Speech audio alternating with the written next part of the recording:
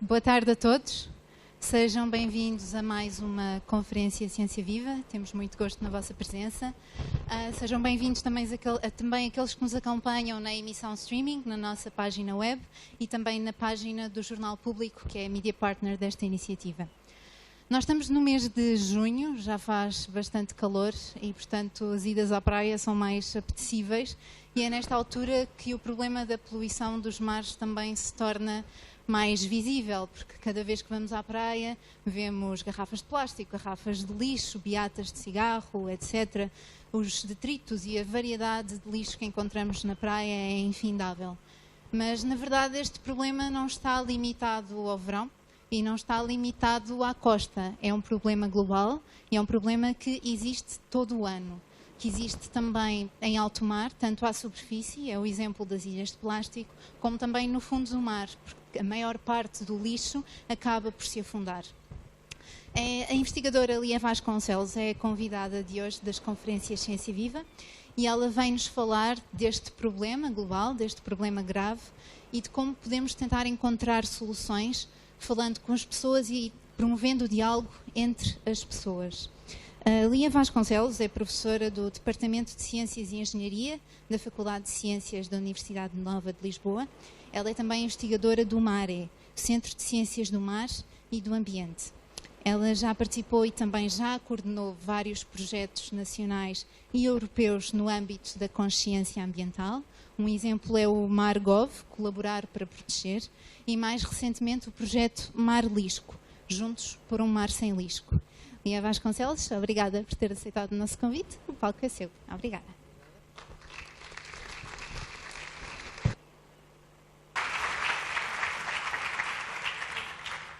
Boa tarde a todos. Primeiro de tudo quero agradecer o convite para estar aqui no espaço C, só falta o V. Mas C é C de ciência, mas também é C de colaborar, também é C de co-construir e também é C de Charles Moore, que foi o primeiro indivíduo que deu o alerta para as ilhas de plástico.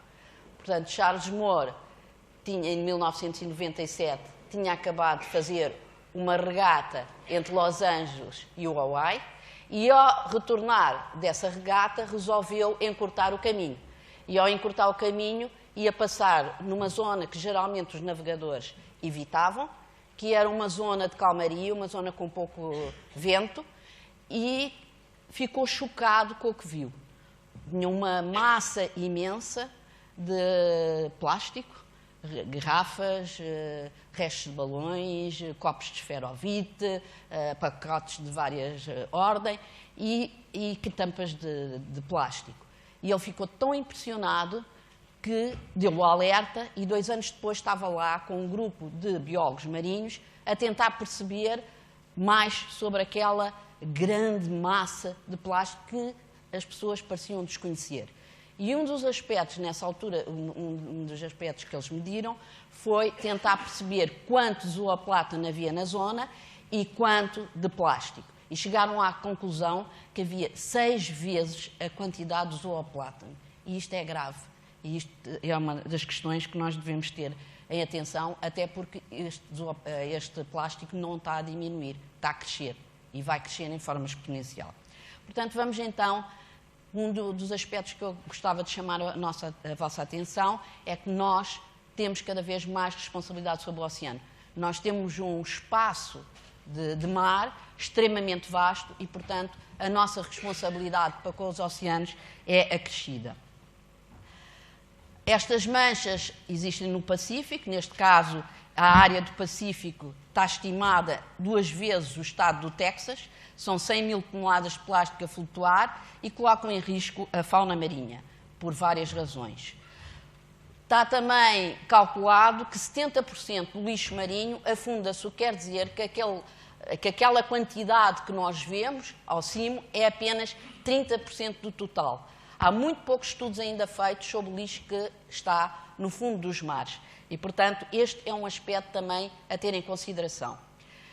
Existem todas estas ilhas, portanto, há uma série de ilhas nas várias áreas do mar e há aqui pelo menos 5 que contêm uma série de lixo marinho de difícil cálculo ainda para todos.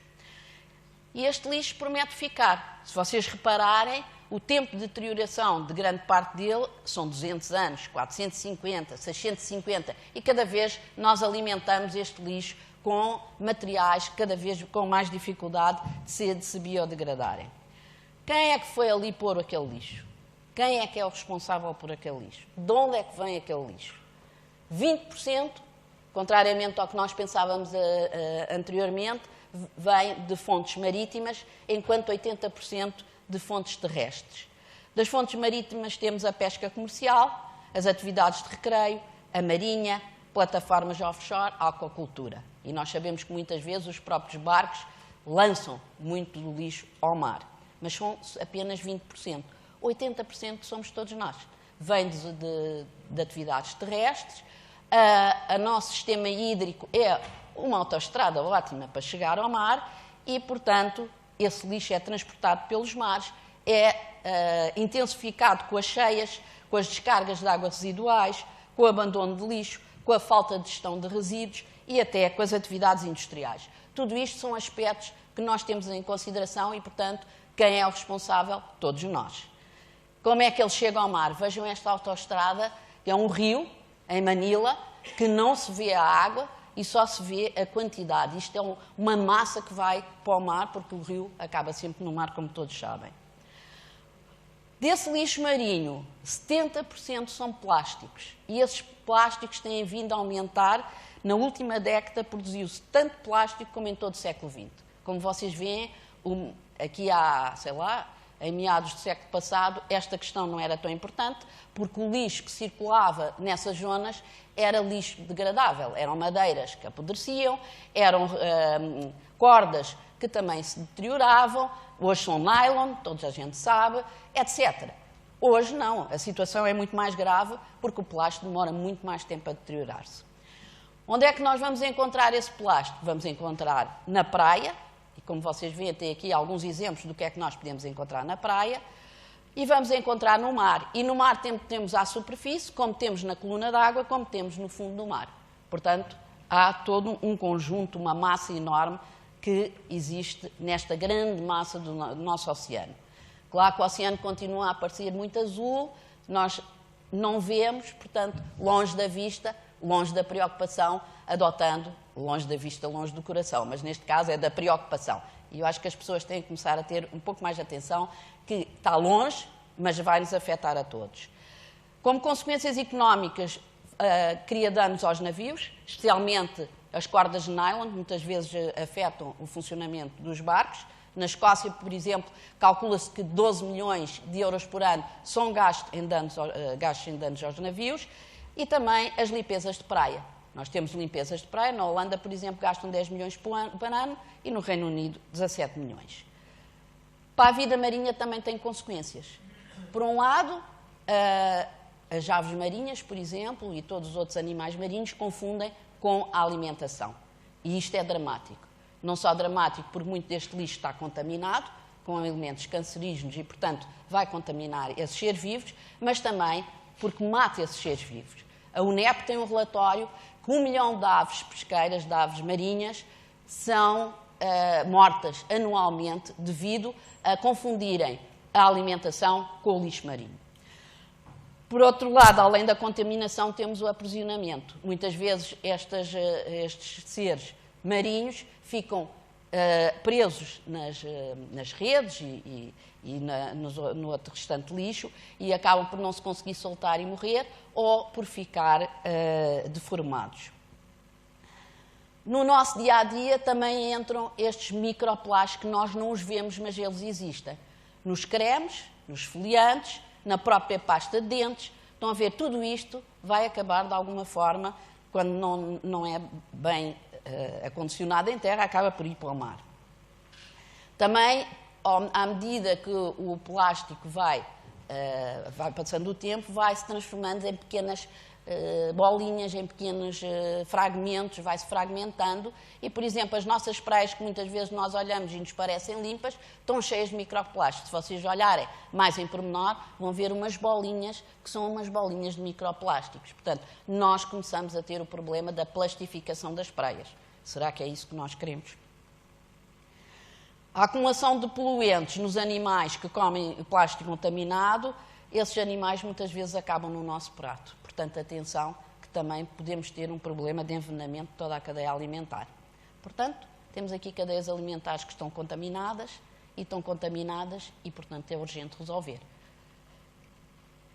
E agora tenho aqui um desafio para vocês. Pensem lá, cada um para si, quantos elementos de plástico tem hoje consigo. Eu não me esqueço que, numa reunião que fui, em que as pessoas estavam muito conscientes, o plástico era um grande problema, e tivemos 2 dias de reunião e usámos imensos copos de plástico, imensas garrafas de plástico, e eu estou convencida que encheria 2 grandes sacos de lixo com esse plástico todo, mas estava toda a gente muito preocupada com o lixo de plástico. Portanto, nós fazemos coisas que estão tão integradas no nosso modo de viver que às vezes esquecemos. Portanto, compenetrem-se. Quantos elementos de plástico têm convosco? Às vezes até a própria roupa tem elementos de plástico, as fibras. Quantos objetos de plástico usou hoje durante o dia? Desde cotonetes e outros aspectos, outros elementos. E dos usados, onde é que os colocou? Será que colocou no lixo indiscriminado, colocou na reciclagem, colocou na sanita? Tudo isto são elementos que nós temos de pensar para nós próprios. Cada um de nós é responsável por este problema. Será que é assim que nós queremos viver? Será que é assim que nós queremos as nossas praias? Atenção, porque o lixo é ubico. Ele aparece em todo o lado. Ele circula nos oceanos. Não há maneira de o travar. Nós podemos limpá-lo, mas é algo que é caro e é insuficiente, porque ele está sempre a aumentar. Lixo, lixo, lixo. O plástico deitado fora nos Estados Unidos quadriplicou entre 80 e 2008.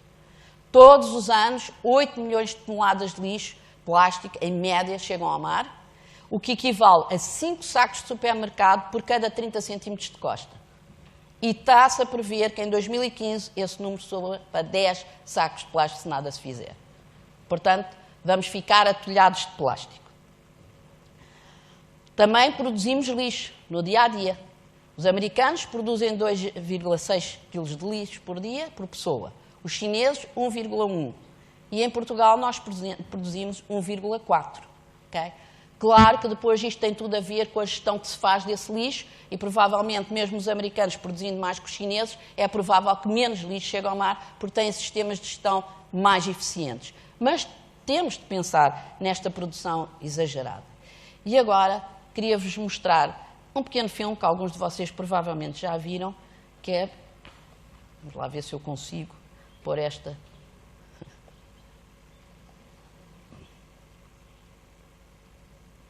Consigo pôr isto. Está aqui, já está. Ok. Afinal, quem é que é o responsável do lixo?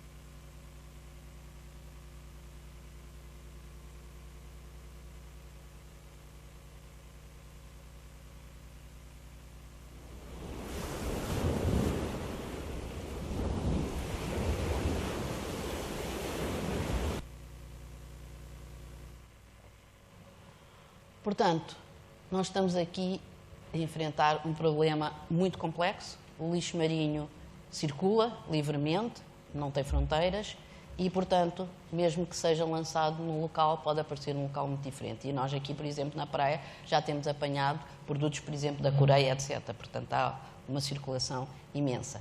Agrava-se cada dia que passa e precisa de nós todos. O problema é global, não tem fronteiras e é uma responsabilidade de todos e, pelos vistos, pelo que nós vimos no filme, pelo que nós temos estado a falar, as atitudes e os nossos comportamentos individuais são extremamente importantes e é aí que se deve atuar. Esta equipa tem trabalhado nessas áreas, como é que nós conseguimos atuar sobre as pessoas, porque temos de acelerar. Nós dizemos, está bem, vamos educar os mais novos para eles mudarem as atitudes e comportamentos e daqui a 1 ou 2 gerações tudo isto vai ser parte integrante da nossa vivência. Não temos tempo para esperar tanto, portanto temos de acelerar o processo. Aqui estão 3 projetos que a equipa se dedica, em que o aspecto essencial de trabalho nos projetos foi a componente humana. O Margov, que surgiu por causa do conflito na área marinha da Arrábida, tinha sido uma área marinha que tinha sido imposta de cima para baixo e que havia discordância da parte dos pescadores artesanais em relação aos gestores do parque. E havia um conflito muito forte.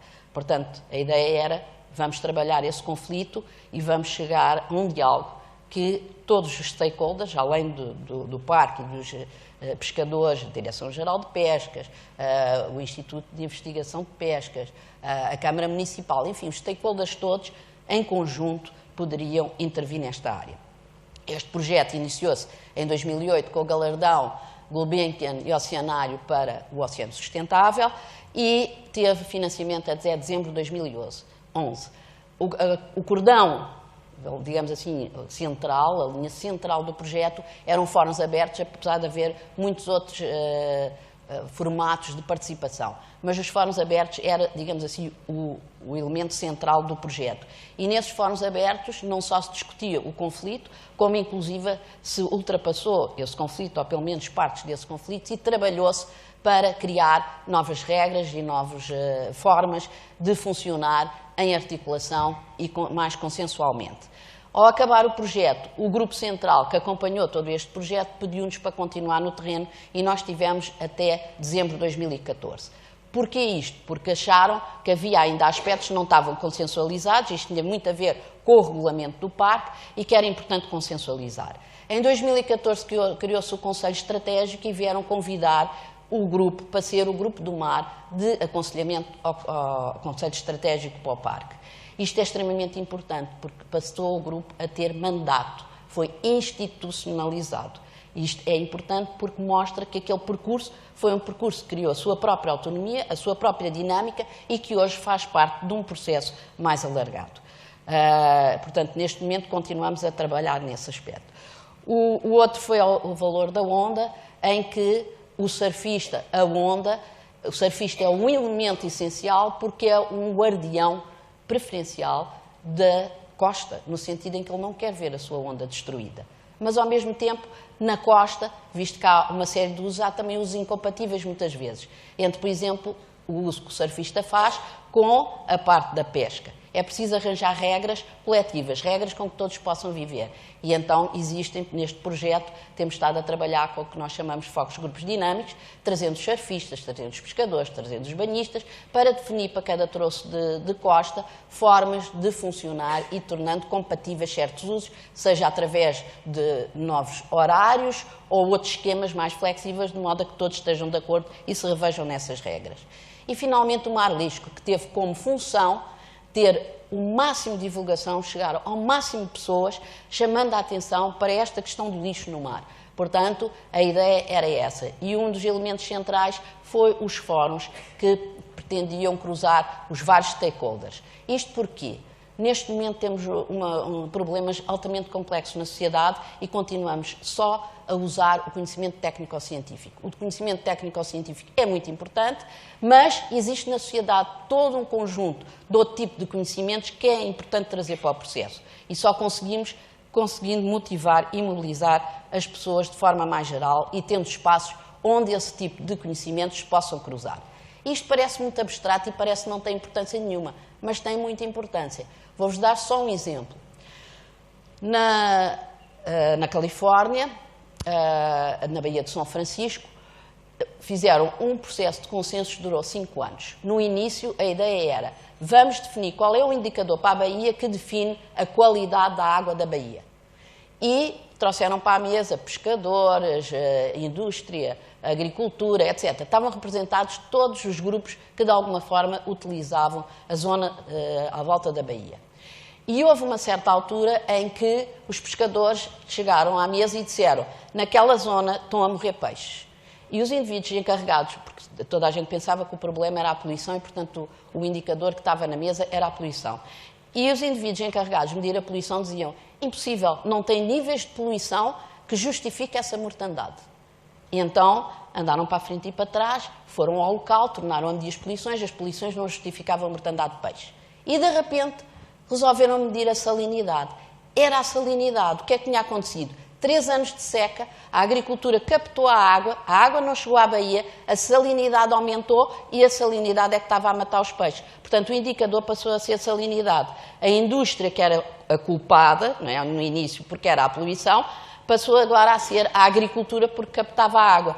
Portanto, se não houvesse este cruzamento de 2 tipos de conhecimentos diferenciados, provavelmente continuava-se a medir a poluição. São estas pequeninas coisas que fazem a diferença. Não quer dizer que o trabalho técnico ou científico não esteja bem feito, mas às vezes é necessário cruzar outro tipo de conhecimento. Portanto, nestes processos em que se enquadra a componente humana, há um aspecto que é muito importante, que são o que nós chamamos resultados, objetivos instrumentais, tem a ver com soluções propostas de ação, mas temos também os objetivos sociais. E são esta questão mais social que vai definir se aquele processo vai ter continuidade ou não. É a consolidação desta parte que permite articular conhecimento, e aqui é não só o conhecimento científico, mas o TEC e o LEC, que é o Traditional Ecological Knowledge e o Local Ecological Knowledge, portanto o conhecimento local ecológico e o tradicional ecológico, envolver em diálogo atores-chave, isto tem tudo uma teoria e uma conceptualização por trás, tem a ver com algo que se chama, eu não vou entrar em pormenores, mas chama de teoria da ação comunicativa do Habermas e a formação de comunidades de prática. Contribuir para o empowerment dos participantes, no sentido que eles passam a perceber que eles têm algo a contribuir, isso é muito importante, e promover agentes de mudança. E aqui o que se procura é a construção de um diálogo coletivo que, no fim do processo, seja mais correto e mais consolidado que no início, devido à fusão de conhecimentos.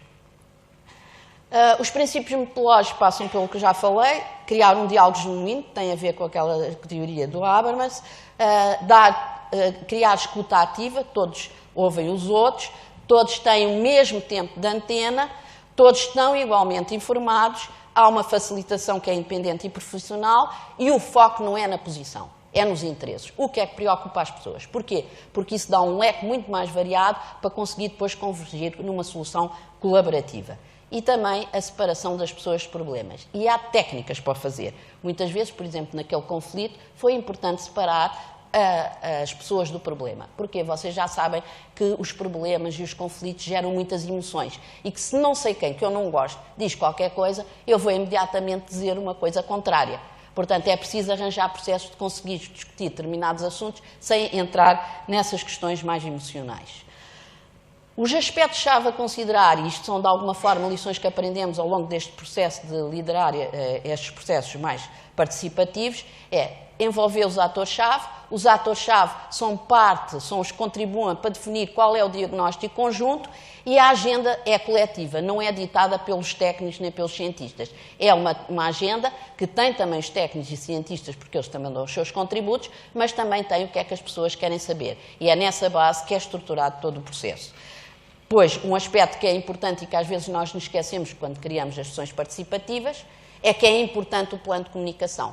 É importante que as pessoas se envolvam e haja mobilização, mas para isso temos de criar formas de elas poderem aceder à informação. Por exemplo, no caso do Margov, nós tínhamos um telefone do projeto, qualquer pessoa podia telefonar a qualquer hora para saber como é que ia ser o próximo fórum, ou esclarecer algum assunto que achava importante ou passar alguma informação. O desenho do processo deve ser flexível para permitir ajustamentos ao longo dele e deve ter em conta horários. Um horário que a gente consulta sempre antes de marcar as sessões participativas é o horário dos jogos de futebol. Porque nós já sabemos que se houver um jogo de futebol, ninguém nos aparece. Portanto, é preciso. Mas, às vezes, há imponderáveis. Há, por exemplo, empates. Então, cria-se um novo jogo de futebol num horário que nós tínhamos já marcado, e isto aconteceu-nos no Margov, e toda a gente telefonava e dizia: mas nós não podemos, porque temos um jogo de futebol, temos de ver. É o desempate. E, portanto, estão a ver, os jogos de futebol é algo importante. Mas, há um outro aspecto. Se eu quiser envolver os técnicos, provavelmente tenho de fazer durante as horas de serviço. Se quiser envolver o cidadão, tem de ser fora das horas de serviço. Não é fácil compatibilizar estas coisas, mas são aspectos que temos de pensar neles. Portanto, em questões do Margov, o objetivo era mudar comportamentos e atitudes, minimizar e resolver o conflito e criar um modelo de governança colaborativa passível de ser replicado noutras áreas. Como vêem, estão aí algumas fotografias do trabalho desenvolvido, são fotografias dos fóruns. No Value of the Wave and Ocean Culture, portanto, o valor da onda, é os grupos de focos dinâmicos, a ideia é também criar um modelo de governança colaborativa para a gestão sustentável dos recursos e apoiar e fortalecer as decisões relacionadas com a conservação de áreas costeiras. Mais uma vez, aí estão, a primeira sessão aqui à esquerda é em Peniche, e ali é na Costa da Caparica. Toda a gente trabalha, toda a gente dá os seus contributos e isto é tratado. Os fóruns de lixo marinho foi mais para sensibilizar a sociedade, inspirar mudanças de atitudes e comportamentos, promover a corresponsabilização dos diversos setores, direto ou indiretamente ligados ao lixo marinho, e nós sabemos que todos estamos ligados ao lixo marinho, quer queiramos, quer não, nós damos o nosso contributo, por mais conscientes que sejamos, vivemos numa sociedade que consome muito plástico.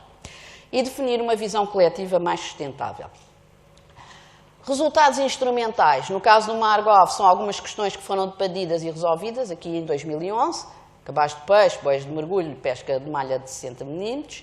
No caso, questões que foram debatidas e não resolvidas, e isto foi o que herdámos depois para trabalhar no pós-Margov. Isto é só um apontamento de aspectos de resultados instrumentais. Há muito mais resultados que isto, é apenas para vocês perceberem algumas coisas que são trabalhadas. No caso de isto aqui, foi na costa, o desafio às pessoas era qual é, ou as palavras que para si representam esta área de costa. E as pessoas diziam as palavras. Da contagem das palavras, a palavra mais importante para as pessoas que participaram no fórum, no foco grupo, é o mar. Okay? Contrariamente ou diferente do que aconteceu em Peniche, em que já é o mar e a pesca.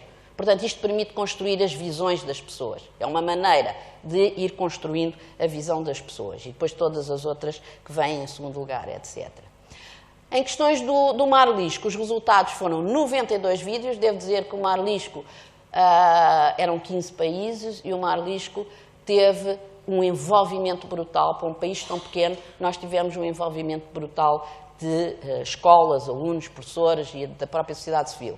Tivemos 92 vídeos que foram propostos de 31 escolas, 600 alunos e professores.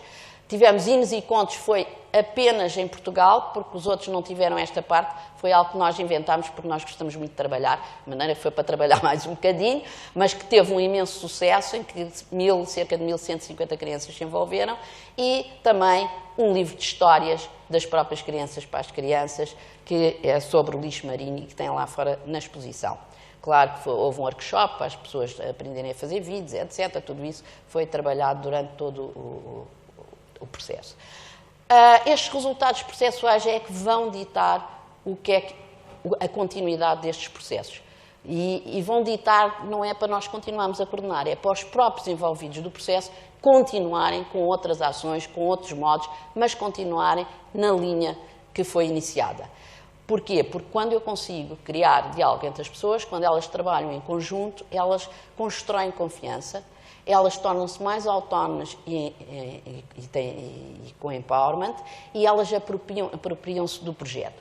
E há coisas tão pequeninas que às vezes não se nota quando é que chegou a altura delas se apropriarem do projeto. Nós coordenámos também o processo participativo da Cova da Moura. E, a certa altura, nós tínhamos de trabalhar com um grupo de parceiros locais, que tinha sido identificado, eram cerca de 26, e no início, quando nós chegávamos para montar a sala era numa escola, no refeitório, a equipa chegava, montava a sala e toda a gente trabalhava em conjunto. Acabava, a equipa tornava a arrumar a sala. A partir de certa altura não era só a equipa, era a equipa e todas as pessoas que iam chegando. Toda a gente ajudava a montar a sala. Isto quer dizer que as pessoas se apropriaram. É tão subtil com isto. Apropriaram-se do processo. Passaram a achar que aquele processo fazia parte. Na parte do Margov, quando é que nós nos apercebemos que isso aconteceu? Quando os próprios envolvidos nos telefonavam e diziam: vocês não podem sair enquanto este aspecto não estiver resolvido. Tem-se de discutir este aspecto. Portanto, eles começaram a ter uma funcionalidade mais ativa no processo. Isto é muito importante. É outra maneira de estar, é outra atitude. Por outro lado, estes espaços criam e fomentam e promovem aprendizagens coletivas. E, portanto, são formas muito importantes, por exemplo, para melhorar a literacia dos oceanos. É uma forma de passar informação, é uma forma das pessoas esclarecerem, etc. E é uma forma de ultrapassar mitos. Por exemplo, em Sesimbra, um dos mitos era os pescadores chegavam e diziam assim: é incrível, passam a vida a dizer que nós é que estragamos, nós é que damos cabo do peixe. Mas o facto é que a península, o estuário do Sado, tem tanta poluição e a poluição vem toda para aqui e mata os peixes. E depois vinham os cientistas e diziam assim: não, senhor, a poluição não vai para norte, a poluição vai para sul, é impossível, o que eles estão a dizer não é verdade. E andávamos nesta para a frente e para trás, e isto era uma areia na engrenagem, não se conseguia avançar. Cada vez que se discutia a mortandade, voltava outra vez esta discussão. Até que fomos buscar um indivíduo que é especialista em dinâmicas de estuário de costa e dissemos assim: olha, vai lá e vai explicar de uma forma que toda a gente perceba, afinal, como é que é esta a dinâmica da nossa costa ali. E ele chegou lá e disse: metade do ano vai para norte, metade do ano vai para sul. Portanto, os dois tinham metade da verdade. E estas coisas emperram a engrenagem, não se avança enquanto não são resolvidas. A outra foram as boias. Vinham os da Marítima Motorista e diziam: não estão lá as boias suficientes. Vinham a Náutica e diziam: não estão lá as boias suficientes. E andávamos nisto, até que fizemos uma carta, pedimos a localização das boias, a equipa componente de Sistemas de Informação Geográfica registou, pusemos na mesa e dissemos: vamos lá ver quais são as boias que faltam aqui. Acabou-se a conversa das boias. Isso são pequeninas coisas que se vão evoluindo. Estão a ver? É preciso pôr tudo à frente. Estes processos também criam o que se chama o capital social, no sentido de parcerias, ligação entre as pessoas, redes, etc., que é extremamente importante. E às vezes nós não pensamos quanto importante é. Mas, por exemplo, nós trabalhamos no município para as Agendas 21, aqui na área metropolitana de Lisboa. É um município que não é muito grande. Pois havia duas pessoas que trabalhavam lá na Câmara Municipal e nunca se tinham encontrado face a face. Ora, nós sabemos, se conhecemos alguém face a face, é muito mais fácil resolver os problemas. Portanto, esta parte é também importante, parece que é só social. Não é só social, é importante para resolver muita coisa. O capital intelectual, porque com a entrada de novo conhecimento e com a fusão de conhecimento também nasce novo conhecimento.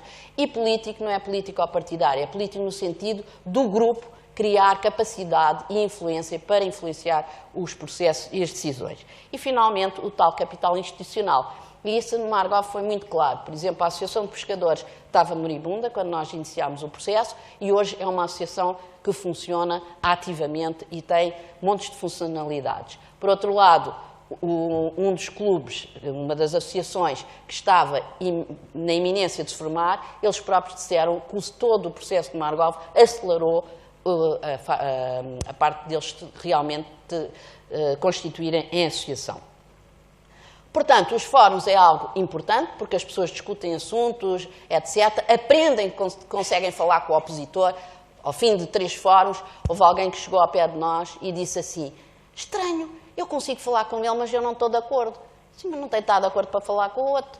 Cada um pode respeitar as ideias dos outros, podem discutir isso bem. Portanto, as pessoas, às vezes, isto são revelações.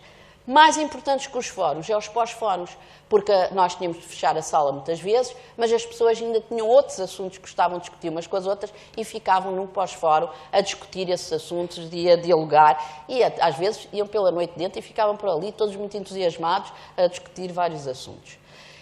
E para finalizar, queria-vos deixar aqui com uma citação de Elinor Ostrom, que foi a única mulher a receber o Prémio Nobel da Economia.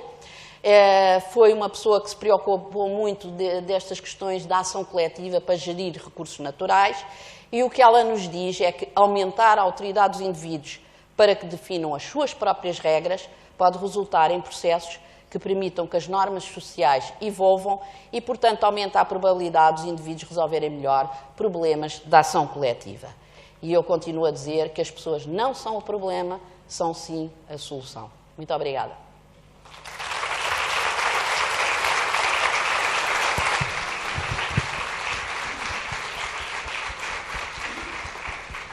Muito obrigada, professora Lia. Vamos agora dar início, então, à sessão de perguntas. Quem quiser apresentar perguntas, por favor.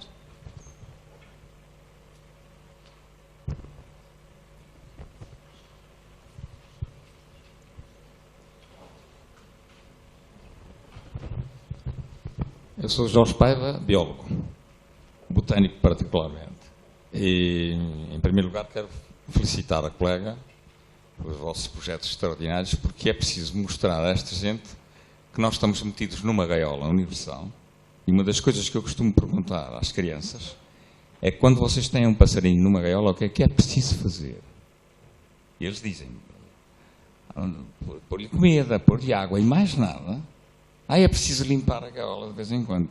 Se não se limpa a gaiola, o passarinho vai morrer ou atolhado no lixo ou com uma doença produzida no lixo. Nós temos muita, infelizmente, temos muito pouca atividade cívica, e esta vossa atividade cívica é importante, mas há duas coisas que me doem muito aqui neste país. Primeiro, é convencer as pessoas que cada um tem que produzir a menor quantidade de lixo possível.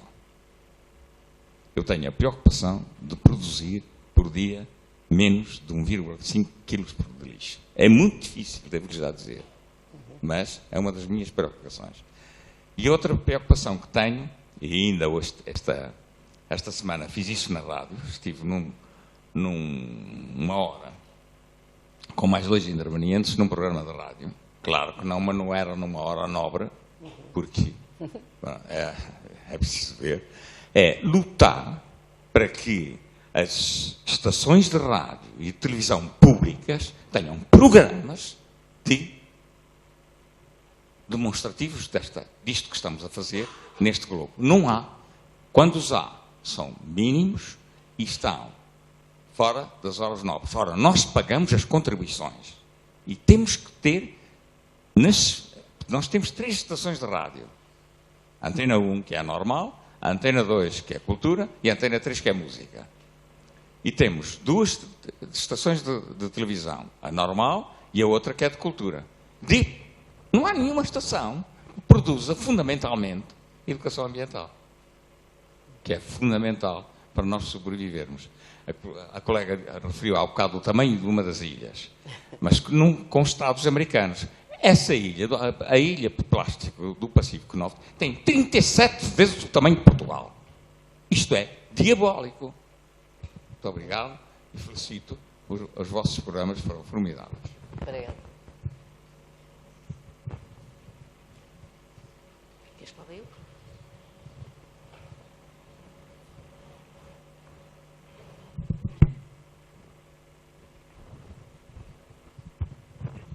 Ora, boa tarde a todos. Antes de mais quero agradecer à professora e pela sua apresentação. Foi espetacular e é um tema muito importante atualmente.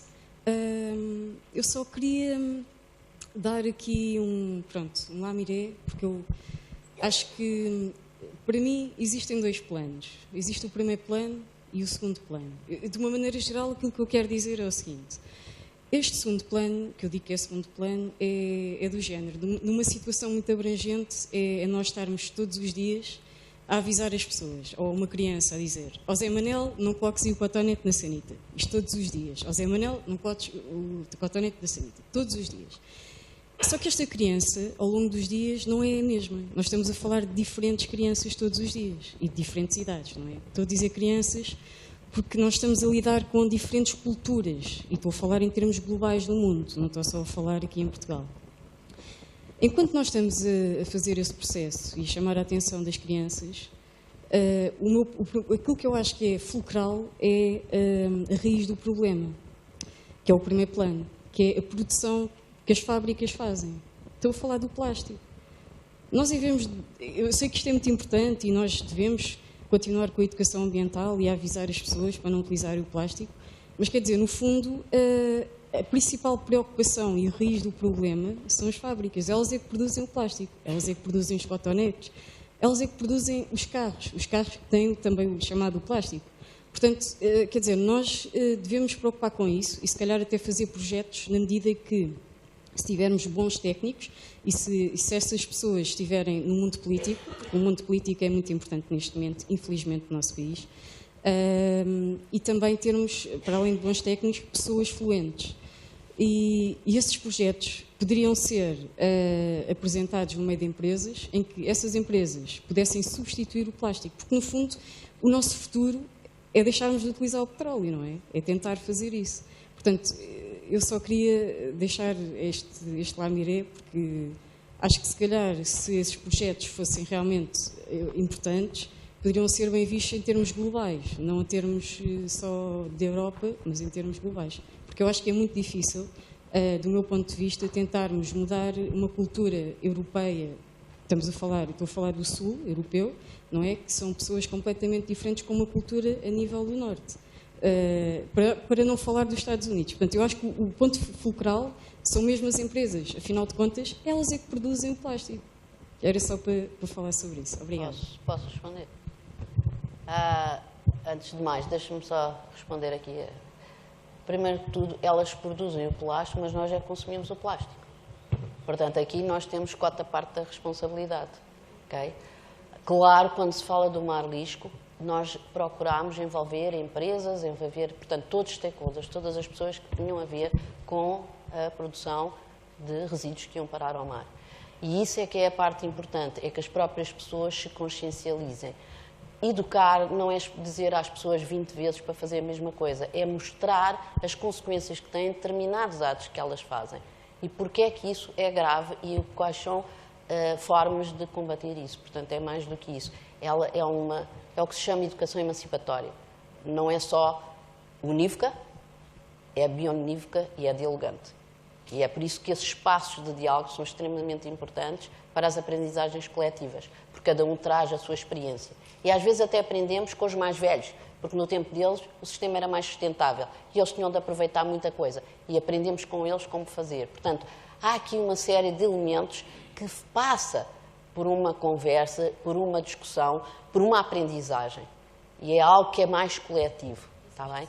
Portanto, mas atenção, não é a culpa das empresas. As empresas, claro que têm a sua culpa, querem fazer lucro, mas nós, com o nosso comportamento, também incentivamos as empresas a produzir mais. Portanto, se calhar há aqui algo que podemos atuar. Está bem? Boa tarde a todos. O meu nome é Catarina. Sou estudante finalista do Instituto Superior Técnico em Engenharia Civil e queria pegar agora nos dois últimos comentários que foram feitos. O comentário que tinhas feito sobre as empresas é que têm que mudar a forma como produzem os produtos que depois nos são vendidos a nós. Eu discordo de certa forma porque o papel reciclado, toda a gente sabe que há essa opção, mas quando alguém vai ao supermercado e tem que comprar uma resma de papel, vê o preço do papel normal, vê o preço do papel reciclado e acaba sempre por escolher o papel normal porque é o mais barato. Era mais por aí que eu queria dar a minha opinião. E já agora também queria perguntar, a professora fala sobre a educação e temos que educar e temos que ver as nossas ações, mas eu penso em mim e penso nas pessoas que me rodeiam. Eu tento também fazer a minha parte, tento reciclar, tento não prejudicar o ambiente e depois quando vejo estas imagens chocam-me porque, quer dizer, eu estou a fazer a minha parte, mas parece que há sempre alguém que não a faz e depois todos nós somos sacrificados por isso. E já pensou que se calhar a fazer a sua parte nem sequer isso é suficiente? Pois é, isso que eu estou a chegar à conclusão. Então, provavelmente agora tem de ser um sistema coletivo, mas cada um de nós tem de se responsabilizar por fazer a sua parte. Claro. Não é? E a minha segunda questão é, para além de educação, para além de educação ambiental, o que é que pode ser feito mais? Qual é que é o próximo passo? O que é que pode ser feito mais? Isto é, se as pessoas se consciencializarem uma pequenina coisa, que é, por exemplo, os cotonetes que vão parar ao mar. A maior parte deles são lançados na sanita. Não são postos na reciclagem.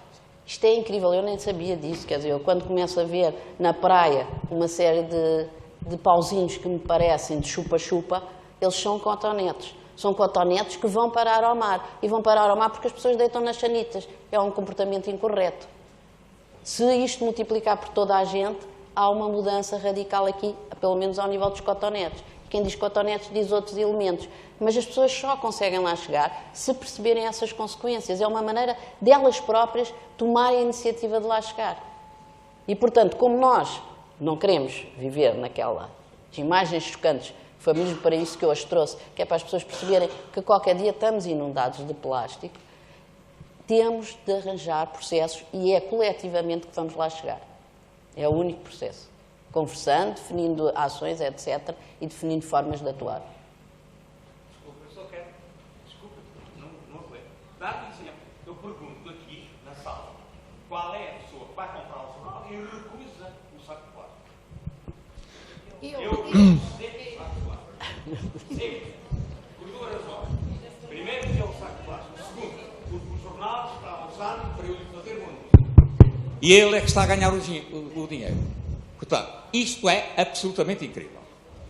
Muito obrigado. Usar o saco de plástico.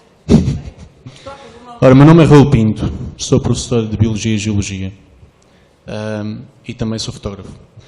E estou-me a apresentar pela seguinte situação. Em 2013 fui fotografar as conferências do Estoril. E vou contar uma pequena história porque a mim fez-me refletir, que é o seguinte.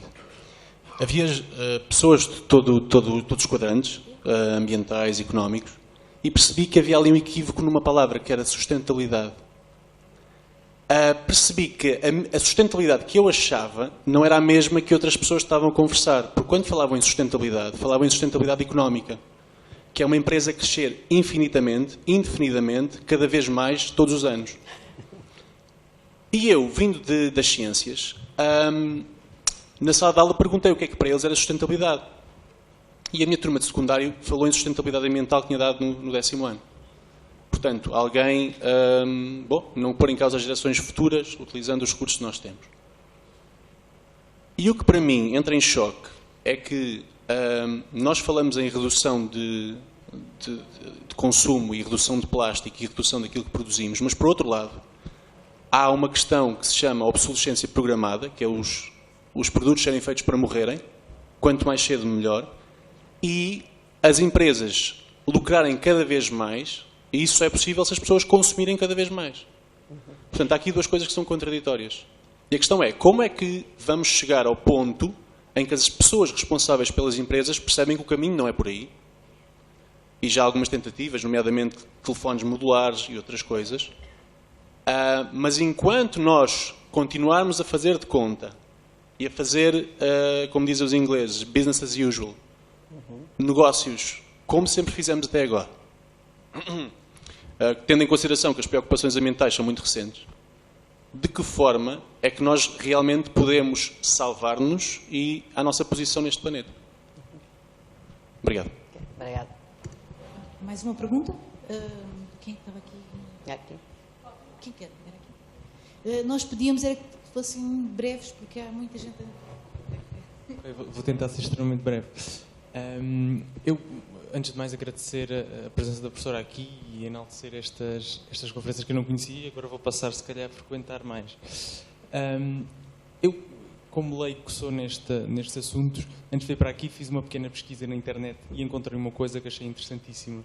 Foi um projeto de um jovem holandês que se chama The Ocean Cleanup, que ele desenvolveu um projeto basicamente para desenvolver umas infraestruturas para limparem as 5 ilhas, ou para limparem uma parte, pelo menos, das 5 ilhas que aqui se falaram. E que eu acho, que como leigo que sou, parece-me uma solução interessante do ponto de vista complementar, ou seja, não só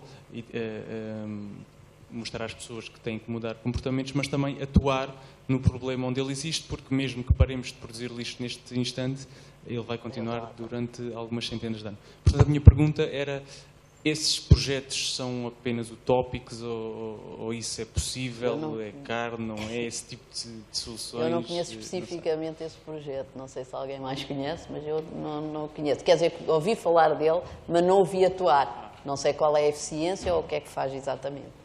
Pronto, ok. Obrigado. Mas já agora pode continuar a fazer essa investigação. Se vem cá mais vezes, depois diz-nos o que é que descobriu. Obrigado. Boa tarde, o meu nome é Diniz, eu sou mergulhador recreativo e participei em algumas campanhas de limpeza subaquática. Não sei se estão aqui mais pessoas que sejam mergulhadores, que tenham participado em limpezas de costa ou limpezas subaquáticas. Bom, mas pronto, de qualquer modo, muito rapidamente, é só dar uma pequena contribuição. Acho que se pode fazer as coisas de uma maneira ligeiramente mais sofisticada. Por vezes faz-se uma coisa como se fosse um ritual de purificação, aparece no jornal, estudantes levantam 800 quilos de lixo, uma coisa anual, é bom para as escolas de mergulho, é simbólico, vale o que vale. Eu, por mim, tenho desenvolvido, e está em stand-by já há mais de 5 ou 6 anos, um conjunto de aperfeiçoamentos às limpezas subaquáticas que incluiria uma componente estilo CSI, que na altura estava mais na moda, mas pronto, que é basicamente descobrir de onde é que veio o lixo e ver no microscópio. Há muita coisa que se pode fazer, uma espécie de análise forense, tipo ciência viva, mas pode-se fazer coisas nesse sentido, e do pouco que nós fizemos encontramos coisas estranhíssimas, situações em que houve inundações e o lixo que estava em frente à praia veio da zona de campismo.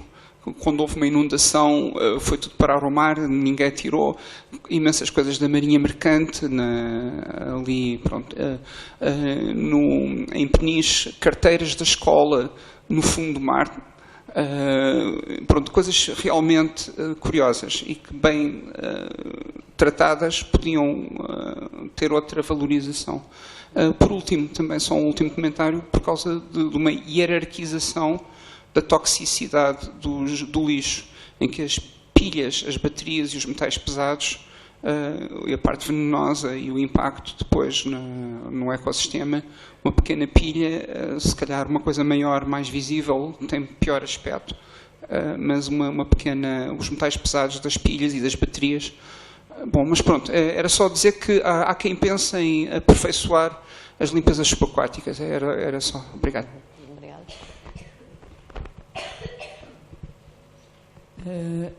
Boa tarde. Eu vi há bocado na exposição falar-se sobre os balões, e aqui também no pequeno vídeo falava-se dos balões. Aconteceu uma situação que foi há cerca de 2 anos, estava a ir para casa, vi o jornal de destaque, amanhã vai haver um lançamento de não sei quantas centenas de balões para celebrar, se é que se pode celebrar esta causa. Pronto, era um evento contra o cancro do pulmão. E eu achei aquilo estranhíssimo. E consegui contactar a entidade dizendo que, pronto, que achava completamente estranho e que até achava contraproducente. E até lhes dei alternativas, tipo, vão plantar árvores com as pessoas que sofrem esse problema, que até ficam com os pulmões melhor. Bom, isto é quase ridículo eu estar a falar assim. O que é certo é que eles logo me telefonaram e disseram que infelizmente não conseguiam já alterar pronto, essa forma de comemoração. Pronto. E o que eu tenho visto é, passado depois dessa situação, imensos eventos de lançamento de balões para até celebrar ou lembrar ou entes queridos ou qualquer coisa. Isto também, se calhar, há aqui uma necessidade de chamar atenção às agências de comunicação, que elas propõem muitas vezes este tipo de eventos com lançamento de balões e depois os balões vão parar ao mar. E pronto, eu também já estou em contactos com a Associação Portuguesa de Lixo Marinho para ver se fazemos alguma coisa, pelo menos no aspecto dos balões. Porque ninguém pensa que os balões que vão para o céu vão parar ao lixo. É só aqui também um detalhe, mas gostava de saber se há mais dados especificamente sobre os balões. Que eu saiba, não. Mas era importante começar a perceber. Olha, São João do Porto também tem balões e todas as festas polares que nós temos têm balões, portanto, se calhar é uma área boa para se atuar. A Associação de Lixo Marinho pode tratar do assunto. Boa tarde, posso intervir?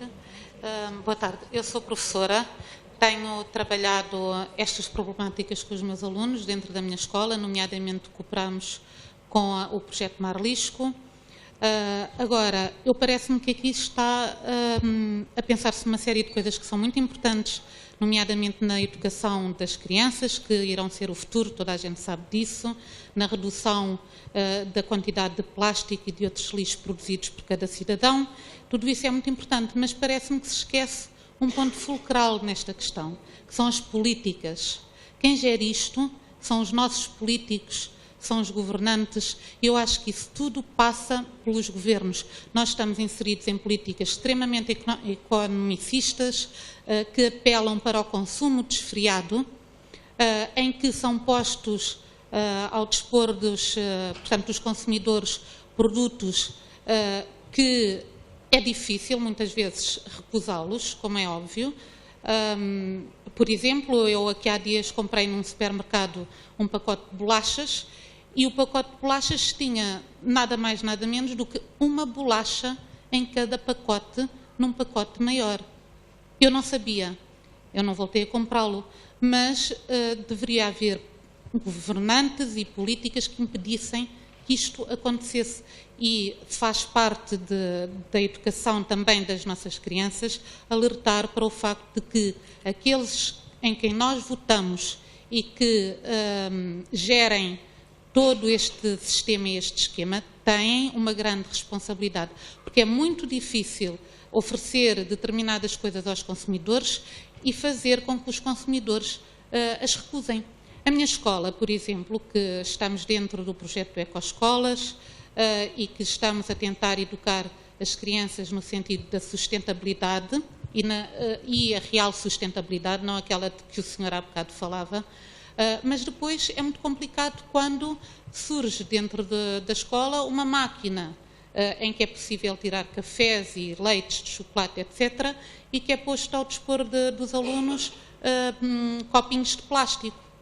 Eles vieram ter connosco a dizer, então, como é que é, o que é que se passa aqui? Mas, portanto, isto é num ponto pequeno, que é uma escola, em uma direção de uma escola, em que acontecem estas falhas, mas depois acontece isto a nível de governantes. E, portanto, eu acho que tudo passa, ou grande parte passa, também pelas políticas e pelos nossos governantes, e não falo só de Portugal, dos vários países, claro, em quem nós votamos. E as pessoas muitas vezes, na reta final, esquecem-se disso. Isso é um pouco aquele exemplo que eu dei, de estarmos reunidos 2 dias com pessoas que estavam contra o lixo marinho e que estavam a consumir plástico em quantidade. As pessoas às vezes nem sequer se perguntam a si próprios. Estamos tão habituados, aquilo faz tão parte da nossa vida, que às vezes demoramos a lá chegar. Exato, mas as pessoas estavam a consumir esse plástico porque lhes puseram o plástico lá à frente, não é? Sim, mas elas podiam, a partir dessa reunião passou a haver copos de vidro e jarros de água de vidro também. Temos só tempo para mais uma última pergunta. Professora,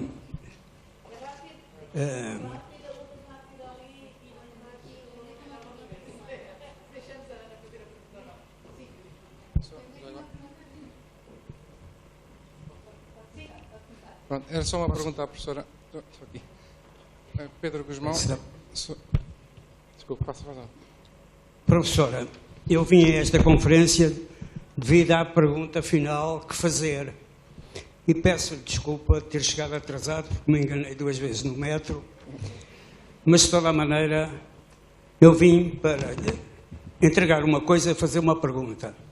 E perguntar, adicionalmente, se a sua universidade está disposta a empenhar-se neste assunto. O que eu lhe queria oferecer é isto, que é uma embalagem feita em Espanha de duas esferográficas. E neste momento, quando compramos material de escritório, vem quase toda em embalagens deste género. E a pergunta que eu lhe fazia era se a sua universidade é capaz de saber se isto é ou não é biodegradável. porque eu concordo inteiramente com os sacos de plástico.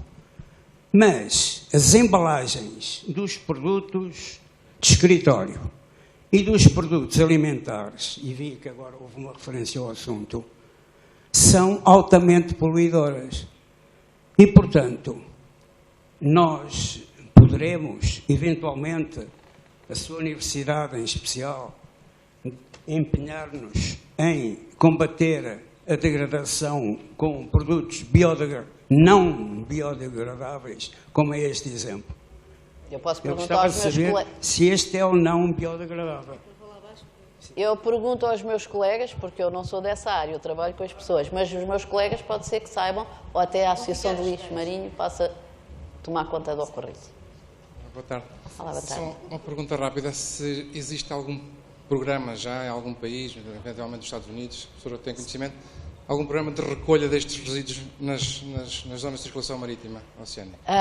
Assim, especificamente nas ilhas de lixo marinho, eu não conheço, mas, por exemplo, há em certos países, os próprios surfistas, há uma associação, por exemplo, acho que é na Irlanda, que são surfistas que recolhem apenas lixo. Portanto, a função deles é o voluntariado para a recolha de lixo permanente. Portanto, já existem uma série de organizações que fazem esse género de trabalho. Agora, nas ilhas propriamente dito, não faço ideia. Eu conheço uma escola de surf em que os alunos, quando vão para o surf, têm que trazer o lixo, vão apanhando no mar. Ou envolver os pescadores também na recolha, quando calha nas redes o lixo. Isso é uma das coisas que temos estado a tentar encorajar. Boa tarde a todos. Eu quero o meu testemunho. Eu trabalhei numa empresa de iogurtes e, efetivamente, participava na elaboração do preço e 10% do preço do produto é o produto em si. O resto é a embalagem que nós deitamos fora. Não faz sentido. Estamos a ser manipulados pelo marketing e é isto que as empresas têm que tomar consciência que temos que fazer. Essência. A terra não aguenta isto tudo. Não aguento este consumismo. Eu até sou da opinião que a crise travou, de certo modo, o consumismo em que estamos. O marketing manipula-nos. Nós temos que ter consciência que, quando consumimos um produto, estamos a fazê-lo do melhor modo possível. Porque não faz sentido que todos estamos metidos nisto. É isto que as pessoas têm que ter consciência, não é o outro lado. Isto vai-me afetar no futuro. E eu, como aquela senhora estava a dizer, ela faz a reciclagem, ela faz isso, mas eu continuo a fazer, mas acho que o modo como os outros actuam e não pensam na eficiência dos recursos e estão a ser manipulados as pessoas. Eu entro num supermercado para ir ao talho ou qualquer coisa, eu não olho para os lados, não me interessa. Aquilo está mesmo às vezes, as pessoas estão manipuladas pelo marketing e não se apercebem. É isto que eu quero deixar, as pessoas pensem antes de consumir qualquer coisa, se precisam daquilo ou não precisam. Façam em casa, eu faço pão em casa, eu faço coisas em casa, à moda antiga, ancestral. Sabe muito melhor, dá-me gozo fazer e dá-me gozo falar com as pessoas, dizer como é que se faz, à moda antiga. Eu acho que se não passar por aqui, vamos todos ao fundo. Muito obrigada. Infelizmente vamos ter de encerrar a sessão. Muito rápido, se faz favor. Sim. Microfone. Nos eventos de queima das fitas de Coimbra, que eu me entretinha a fotografar o lixo que eles deixam no chão, eles roubavam, que é o termo que eu utilizo, os carros dos supermercados e deitavam-nos para o rio. Um grupo de estudantes conscientes foi colher esses carros e colheu 120 carros dentro do rio. Houve um rapaz que mergulhou no rio e morreu. Eu não sei qual foi o resultado da autópsia, mas eu estou convencido que morreu espetado num desses carros. Pois, este ano houve uma campanha para que não se utilizassem esses carros e, primeiro, na latada, em novembro, foram recolher os carros todos, ao fim da latada, recolheram, contando com os do Rio, e a Câmara que recolheu à volta, e os bombeiros, 600 e tal carros. que eram deixados ao abandono. Portanto, este ano fez-se uma reunião com as entidades académicas, a direção da ação académica, o Conselho de Veteranos faltou, que é o pior, e polícia, tudo, foi tudo. E este ano não houve carrinhos no Rio e houve pouco, quase nenhum carrinho abandonado. Mas houve muito. Houve muito? Houve muitas bebedeiras. Isso é. Bem, eu já não estou a entrar nisso, que é um festival de bebedeira. Mas porque as empresas, a fábrica de cerveja auxilia isso. Ok. Muito obrigada a todos. Antes de terminarmos e agradecermos de novo à professora Lia, gostava só de chamar a atenção. As conferências Ciência Viva vão fazer uma pausa para férias, mas em setembro regressamos com o Paulo Veríssimo, que é da Universidade de Luxemburgo, que nos vem também falar de um tema preocupante, que é a cibersegurança. Muito obrigada a todos.